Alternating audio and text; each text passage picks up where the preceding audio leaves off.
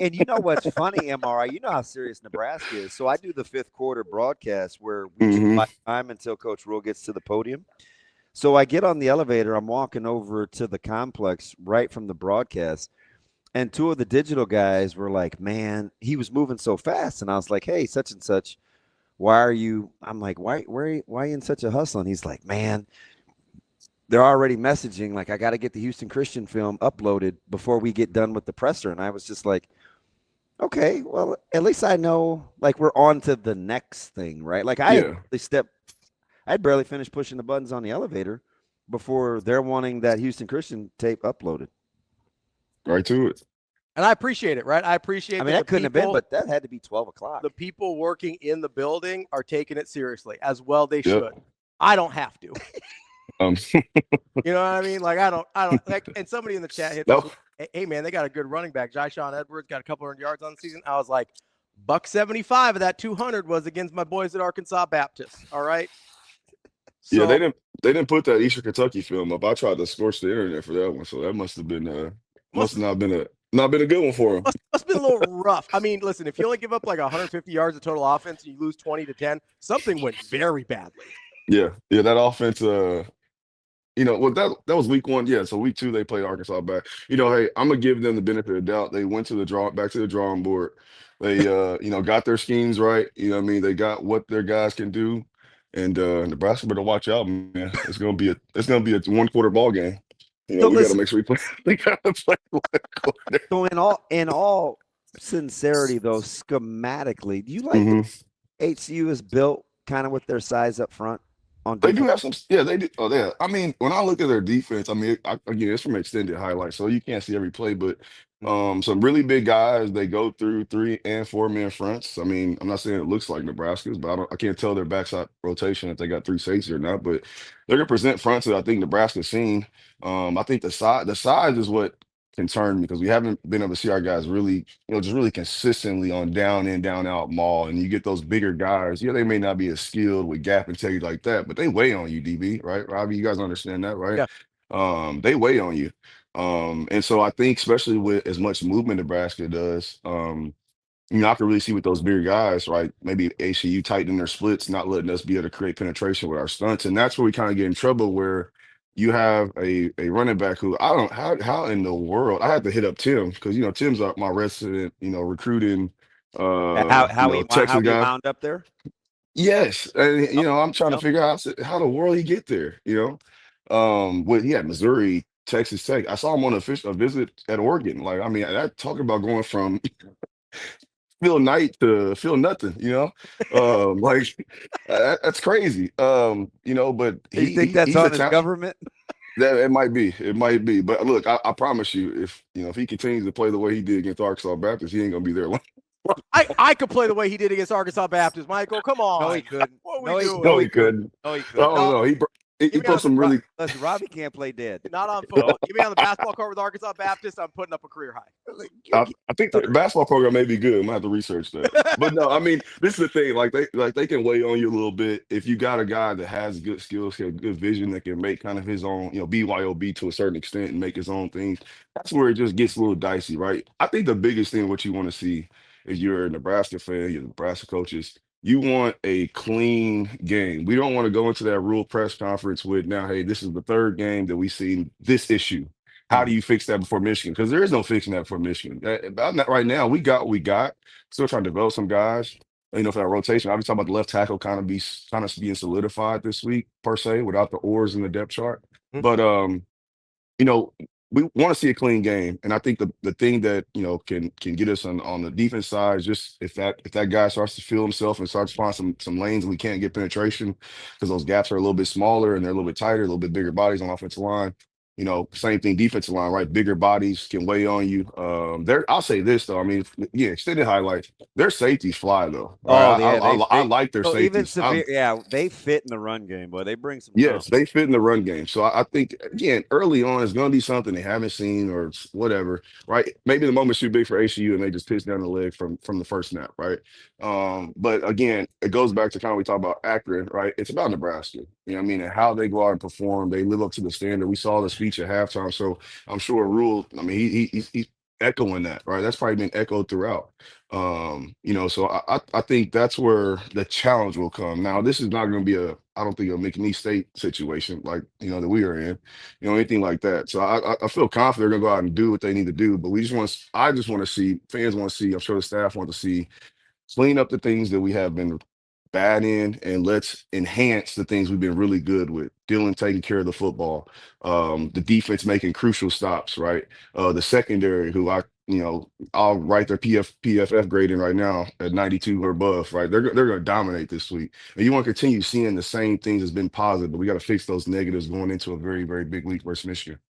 Hey, so let me ask you something, because we were talking about, through messaging, getting ready for Michigan and what Oklahoma did, and some of these fronts Oh my that you. God, it was beautiful. But so that score should have been a lot worse. It should have been. That's right. But MRI, I have said all offseason, I love Oklahoma, especially defensively. Like, I've got them in the playoffs. I think better than the country thinks. I think the front four has 3 NFL guys. So I need to keep that in perspective. Yeah. I watched them against Michigan. How much are you balancing? Okay, Oklahoma's got some fellas, but I do like their scheme versus I like Nebraska's scheme. They're on because there are some similarities in terms of what Yes. Nebraska's trying to do versus what Oklahoma was doing with Mhm. fronts. I'll let you get into that.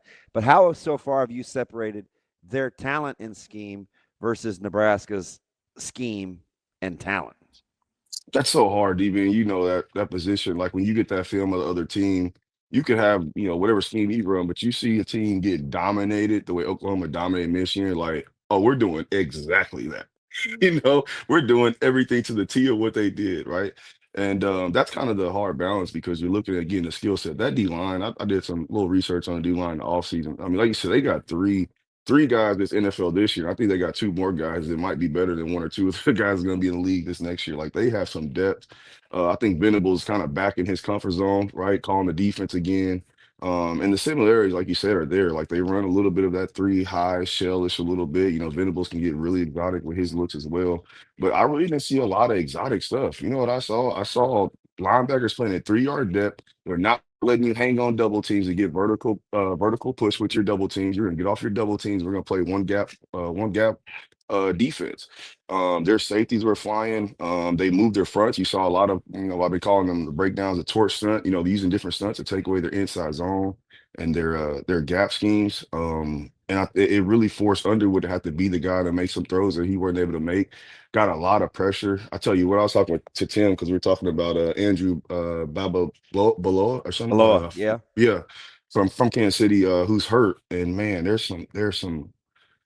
I want to see the pass rush be disrupted this week, because I think there's some opportunities if we can get them in some long yard distance for our speed rushers to take advantage of their tackle, especially on that left side, man.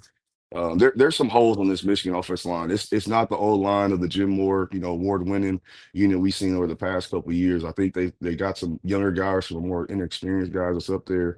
But again, it's so hard. You look at Oklahoma's talent and say, hey, let's do exactly that. But again, the X's and O's got to fit the Jimmies and Joes, right? And I think again there are some similarities that Nebraska can use, but again, it is very hard looking at how well they played against the run. They gave up 2 really big runs I can think of, and one long touchdown run. Even on Haynes' long run, they had 2 free runner hitters, right? You just 2 free runners just overflowed. Yeah, you just play cutback a little better, and Yep. that might be a 1-yard gain. But Yep. the one thing that I do think, there's a couple things that I think are really coachable in terms of being similar, are those violent hands Mm-hmm. and gapping Michigan out, right? Yep. Because but I have to see how it fits. I'm curious to get your thoughts. If it's truly going to be my man, my fit, and you get all that motion and they run the little bow and with the eye candy, does that concern you at all if you aren't getting those havoc plays up front? Yeah, it does. I think Michigan's receiving core hasn't been able to display how I think talented they are, just on the inconsistency of Underwood and maybe a limited route tree and things like that. They got some guys. Yeah, I don't know how I think explosive they are outside the numbers, to be honest. yeah. Yeah, they got some guys I think they can make some plays, in the in a more developed passing game. But as far as getting the ball out, and just letting those guys run, not too many guys really that can create that 10, 15 yard play off a bubble type thing, right? So I think Nebraska has to be confident that again, we keep talking about our the three three horsemen, right? As far as our three DBs that we feel like can play man-to-man coverage, like I feel like they have to feel confident putting those guys in press situation and gapping it out. Now, what I think helps them with having that three high shell, and you kind of saw that with Oklahoma on those motions, that because you got three guys instead of two, you can spin that wheel a little bit more and be more aggressive with that field safety. They're going to bring that slot receiver from the boundary and motion him to the field, right? You can bring him down, right, and still have a two high shell instead of being when you're in a normal two high shell. Obviously, if you roll that safety down, you got to go one high, right? So you're a little more protected, right?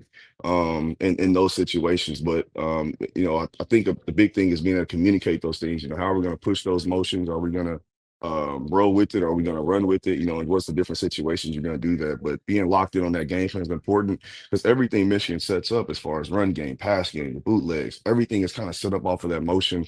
The other part too is going to be interesting. I mean, the corner's going to be in the fit a lot more. They get the receivers and motion them and get them into like bunch situations, condensed formations.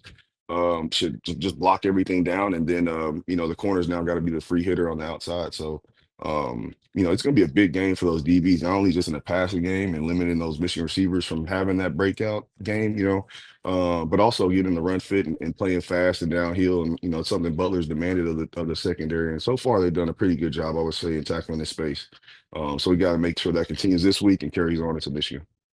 MR, let me ask you something here. Well, you guys were talking about kind of Oklahoma and what they did against Michigan. I was kind of doing a little bit of research just on Oklahoma's defensive line and how they graded out and things like that, which I know is not the biggest thing in the world. But I do wonder, you talk about, hey, they've got X number of guys that we think are NFL players and stuff like that. So it kind of just got me curious, your opinion. I get they're not there yet.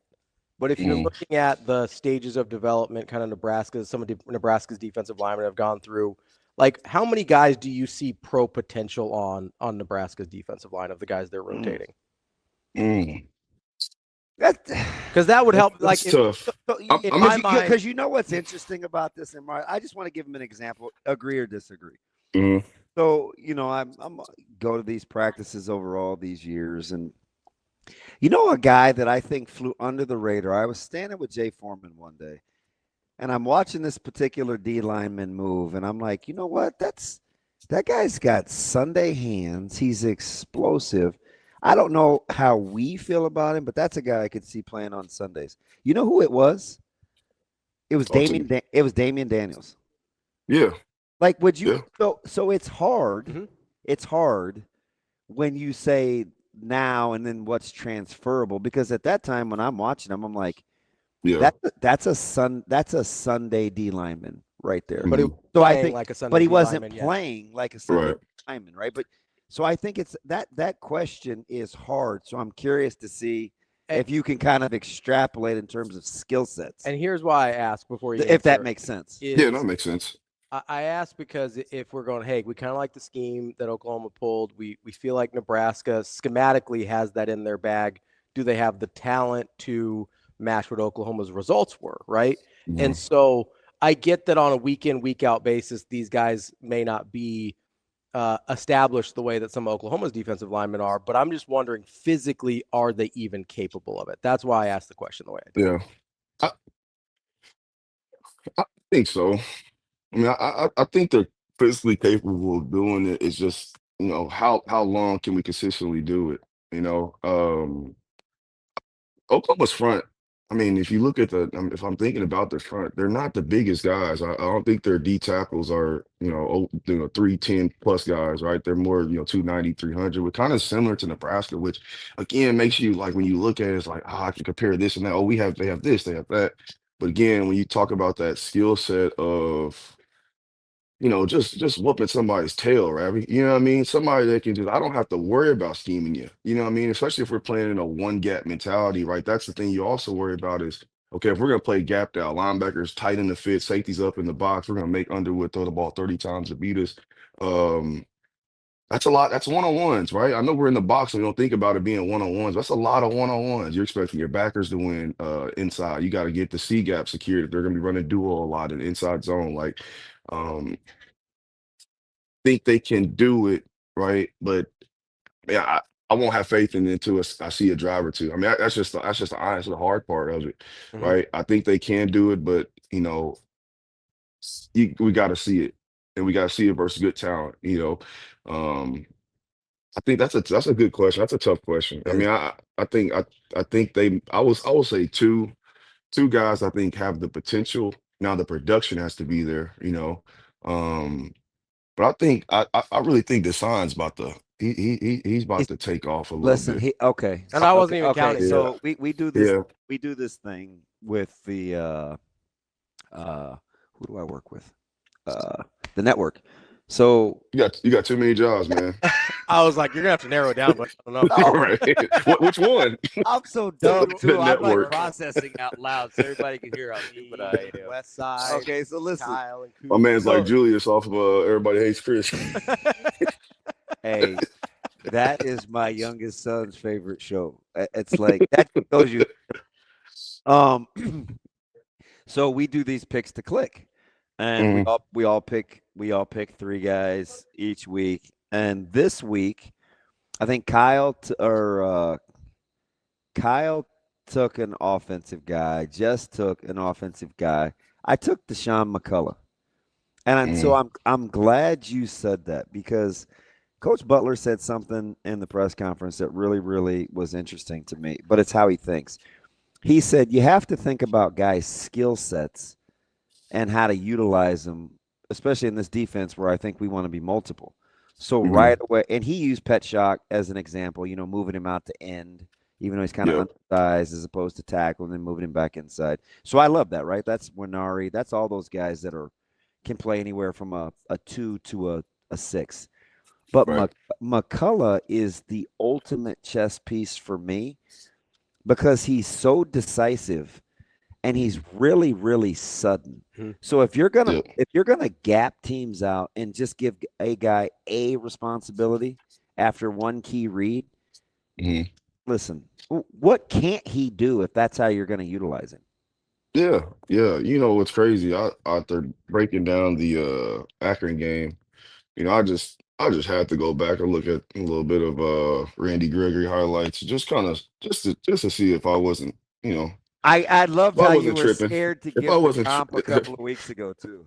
if I was just a little bit off, and the suddenness, DB, you just haven't seen it from an edge at Nebraska since him. I mean, that's just the truth. I mean, the suddenness, the decisiveness, as a coach or even a player that's playing with somebody, like, why did you make that move? Like, what made you think that? And they just like, "Hey, I just did it. I just saw it." And that's what you're kind of seeing from him. Like you can see in his rushes. I kind of tell. I feel like he has to be a vital piece in their rush game. I mean, We talked about they're somebody winning using him to one-on-ones. He has to they're do it. using him to spill and like those under fronts where it's like he's just slamming into C gap from Mhm. off ball against the tackle against the tie. They're not getting hands on him yet. Like Yeah, he's that decisive in that. yeah, yeah. I think too the thing is like he's always been kind of more of a space player. As far as like off the ball. What I mean, being used kind of like we first got the Oklahoma Venerables idea was obviously Isaiah Simmons. You know what I mean? You had that much success with a guy on your defense. I'm trying to recreate that as many times as possible. So I think that's the biggest thing that not surprised me, but I'm just intrigued with how fast he's been able to develop, going from playing in a lot more space to the decisiveness of playing in the box, like I said, crashing it across the tackle's face, spilling the ball, just being a presence on the edge. So I think that has kind of helped him a little bit. I mean, he's just an athlete. I mean, I think he's one of those guys that can, move in a phone booth, right? He's one of those guys that can do that. And I think his decisiveness and confidence that he plays, right, I think is going to keep continuing to help the defense, especially those young guys on the front line that are getting rotated in. So, yeah, I expect him to have a. I mean, they're gonna. I hope the plan is Nebraska to get those guys behind the sticks as much as possible. But um, if I had FanDuel account and had to bet something, I'm taking 1.5 sacks from him this Saturday. Hey, listen, let me. Well, you are something else. Oh, and you know this guy like the back of your hand. The backstory is Coach Rhule and I went back and forth during his recruitment. Um, and it was one of those deals where Coach Rhule was like, "Yeah, I'll take me. Like, I'll trust my eval based on where his projection was because Right. I would watch right in your backyard. I'd watch Dawson Merritt and I'd watch his team, and I'm like, I'm not sure he's even their best defensive player, right? Yeah. Then, he had he had the surgery, and he was Mm. super light in the off season. And I would tell guys, I'm like, I'd go back and I'd mess with Coach Rhule, and I was like, I'm gonna end up being right. And he's like, yeah, we'll see. Right. Then they move him inside, and a couple of guys are banged up in camp, and this dude just keeps coming, right? Are you surprised or not based on not and take the pedigree out of it. Take dad's pedigree out of it. Are you surprised at how he's gotten so acclimated playing inside in an odd front this quickly based on what you saw in high school? Well, you just took my answer out I'm of me. sorry. He did. It's hard. I mean, and he's a good athlete, right? But He's an incredible athlete. when you got a dad, your dad is not only an NFL coach, but has been around the greatness that he's seen in that Chiefs organization over the past couple of years. He's seen. I mean, I look at it no different than Dylan, right? You can't take away Dylan's experience of growing up around the NFL, having connections with the NFL and seeing that, and you see that displayed in the maturation of his game, how he carries himself, how he's able to, as a young guy, command leadership and command respect, from his teammates, right? So I think that's a big part of it, right? And that's no taking away of anything he's done as far as the work he did, especially, having a shoulder surgery and, working through that to get ready for camp and I'm actually be like, 100% and go through that. where'd you So, get those 22 pounds?